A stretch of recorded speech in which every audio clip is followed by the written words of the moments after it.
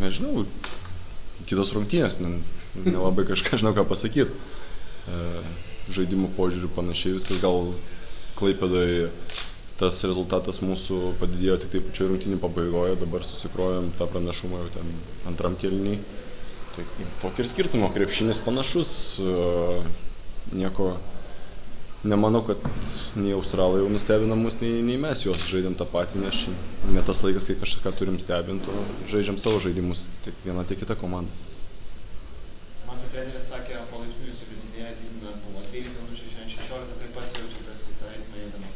Kol kas iš tikrųjų sunkiai, bet tai yra normalu ir dar labai toli nuo gero krepšinio, bet, kaip ir sakiau, po truputį tikiuosi pramušti tą kvėpavimą, tada galėsiu daugiau dėmesio skirti organizavimui, nes šiandien pats jaučiau, kad dar nelabai pavykdavo tas, bet viskas normaliai.